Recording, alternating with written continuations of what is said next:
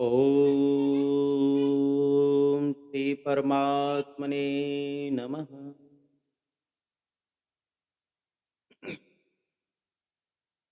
ओम श्री सीतारामाभ्यां नमः। लोकाविरामं रणरङ्गधीरम्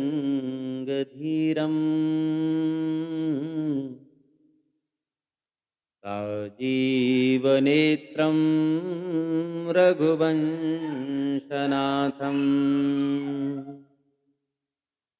कारुण्यरूपं करुणाकरन्तम्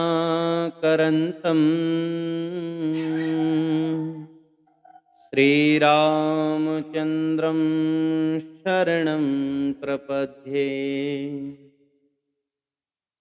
मनोजवं मारुततुल्यवेगम्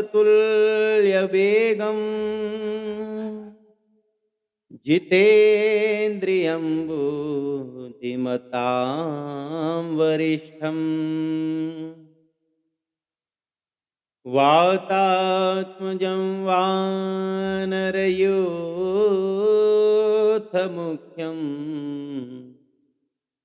श्रीरामदूतं शरणं प्रपद्ये। बोलिए श्री राजा रामचंद्र भगवान की जय। आप सभी भगवान के प्रेमी श्रोता भक्तजन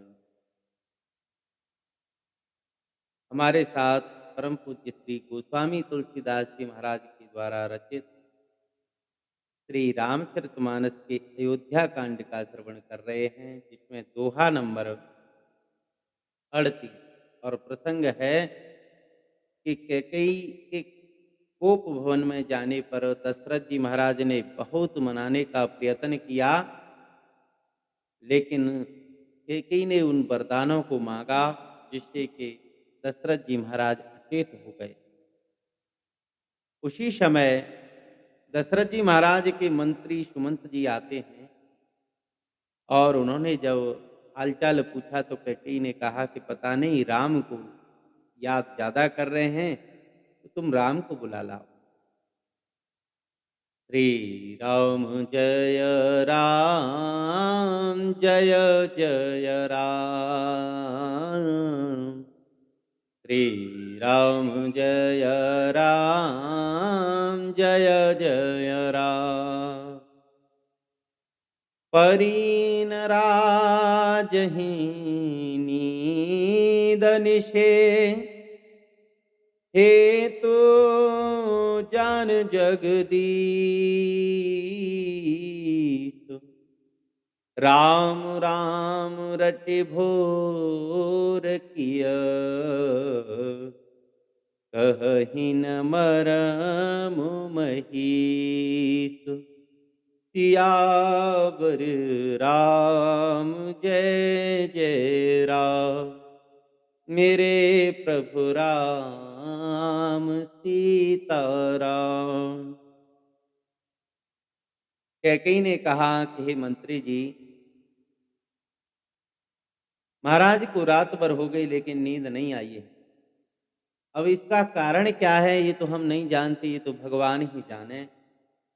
लेकिन इन्होंने राम राम राम राम अपनी जिह्वा से रटते हुए सवेरा निकाल दिया, परंतु इसका भेद क्या है ये तो अभी राजा ने कुछ नहीं बताया है। इसलिए तुम राम को बुला लाओ। आनहु राम है बेगी बुलाई। समाचार तब पूछे हूँ आई। चले हूँ सुमंत्र राय रुख जानी। लखिय कुचाली किन कचुरानी। सोच बिलक मग परहि न पाऊ। राम ही बोली कहीं का राहु उर्धरि धीरजु गयऊँ दुआरे पूछहि सकल दिक मनु मारे समाधान करे सो सबही का गयहूँ जहाँ दिन कर कुलटी का राम ही सुमंत्र ही आवत देखा आदर कीन पिता समलेखा निरखी बदन कहीं भूपर जाई रघुकुल दीपहि चले हूँ लेवाई राम को भांति सचिव संग जाई देखि लोग जहाँ तहाँ बिल खाई। कैकेयी ने कहा कि हे मंत्री, तुम जल्दी ही राम को बुला लाओ, उसके बाद आकर के समाचार पूछना। राजा का रुख जान करके सुमंत्र जी चल दिए। समझ गए कि रानी ने जरूर कुछ ऐसी कठोर बातें की हैं जिससे महाराज का चित्त दुखी है। सुमंत्र जी जो सुंदर मंत्र हैं, जो श्रेष्ठ हैं, आर्य पुरुष है ना, उस सोच रहे हैं, बड़े व्याकुल हो रहे हैं। जा तो रहे हैं राम जी के महल की ओर, लेकिन पैर नहीं पड़ रहे, समझ नहीं आ रहा हो क्या। और विचार कर रहे हैं कि दशरथ जी महाराज तो अचेत अवस्था में पड़े हुए हैं और महारानी कैकेयी ने ही श्री राम जी के बुलाने का आदेश दिया है। पता नहीं राम से महाराज क्या कहेंगे। आज तो श्री राम जी का राज्य अभिषेक होना था, लेकिन ऐसे सुंदर अवसर पर न जाने किसकी नजर लग गई। सुमंत्र जी ऐसा सोचते हुए, व्याकुल होते हुए, सहमते हुए पैरों से धैर्य धारण करके श्री राम जी के महल के दरवाजे पर पहुंचे। वहां लोगों ने देखा कि सुमंत्र जी उदास हैं, अन्यथा ये सारी व्यवस्थाएं तो सुमंत्र जी के हाथ ही थी, लेकिन फिर भी उदास हैं, कोई अवश्य कारण होगा।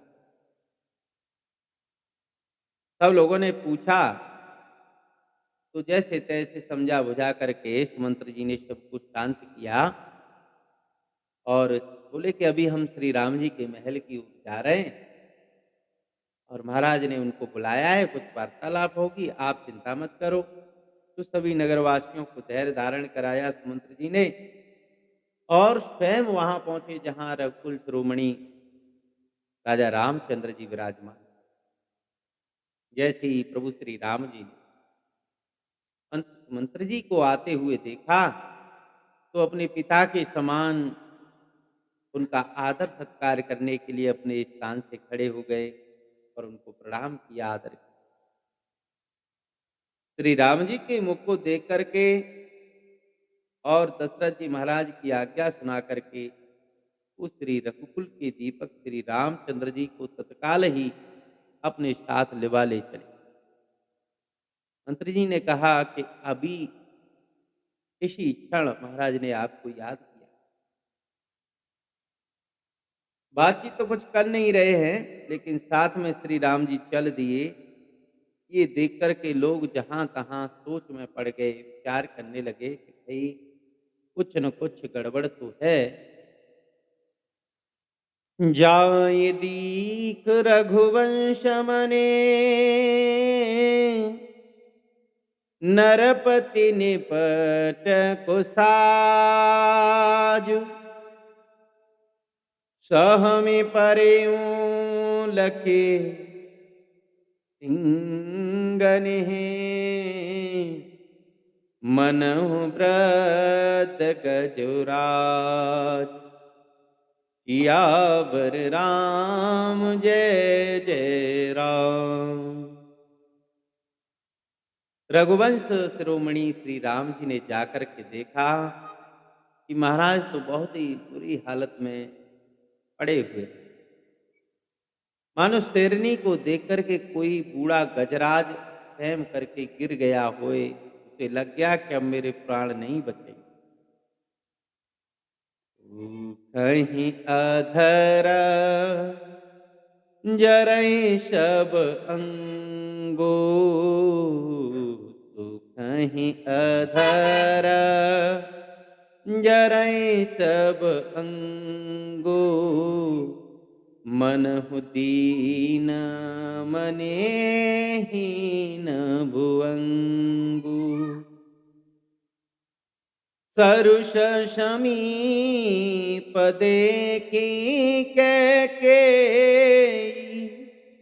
मानहु मीचो घरिय गन लेई। करुणामय मृदु राम शुभाऊ, प्रथम दीखे दुख सुनान काऊ। तदपि धीर धरी समयु विचारी, पूछिय मधुर बचन महतारी। मोई कछु मातु तातु दुख कारण, करिह जतन जेहि होई निवारण। सुनहु राम सबो कारण एहु, राजहि राम पर बहुत स्नेहु। देन कहने मोहि दुई बरदाना, मांगेहूँ जो कछु मोहे सुहाना। सो सुनि भयहूँ भूप और सोचू, आड़ी न सकहि तुमार सकूचू। प्रभु श्री राम जी ने गोप भवन में जाकर के देखा तो महाराज के होठ सूख रहे हैं और उनका सारा शरीर जैसे ज्वर से जलता है। बुखार आने पर, जूड़ी आने पर जैसे शरीर तपता है, उस प्रकार शरीर में जलन हो रही। और दृश्य भी ऐसा लग रहा है जैसे मणिधर सांप की मणि खो जाए तो वो मणि के लिए कितना व्याकुल होता है। उधर पास में ही खड़ी हुई माता कैकेयी की ओर जब प्रभु श्री राम जी की दृष्टि गई तो देखा वो तो क्रोध से भरी हुई नागिन के समान लग रही। मानो ऐसा लग रहा है कि राजा के प्राण कब जामे, वो अंतिम घड़ियां गिन रही है।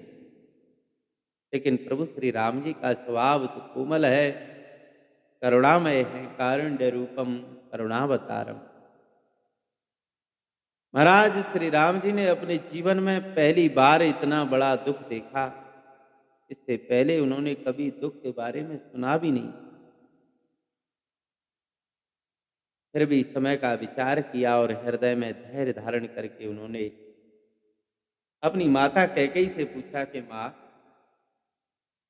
आप मुझे पिताजी के दुख का कारण बताओ।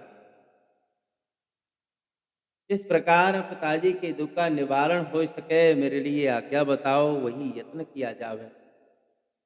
तो कैकेयी ने कहा कि हे राम, सारा कारण तो यही है कि राजा तुमसे बड़ा प्यार करते हैं, तुमसे स्नेह फांसी में बंधे हुए। हे राम, इन्होंने पहले मुझे 2 वरदान दिए थे और इन्होंने कहा था कि जब चाहे जब मांग लेना। मुझे जो अच्छा लगा मैंने आज उन वरदानों को मांग लिया है। बस उसी वरदान को सुन करके राजा सहम गए ये तुमको नहीं छोड़ सकते।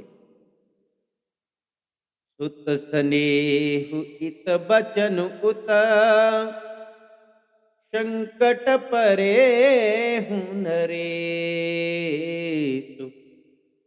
सकहूँ त आयुष धरहूँ सिर मैठे हूँ कठिन कलेशु। मेटे हूँ कठिन कलेश। कैकेयी ने कहा कि पुत्र, महाराज को तुमसे बड़ा स्नेह है और वचन की प्रतिज्ञा भी है। राजा इसी धर्म संकट में पड़ गए हैं कि करें तो करें क्या। हाँ, यदि तुम कर सकते हो तो राजा की आज्ञा को शिरोधार्य कर लो और तुम चाहो तो महाराज के सारे कष्टों का निवारण कर सकते हो।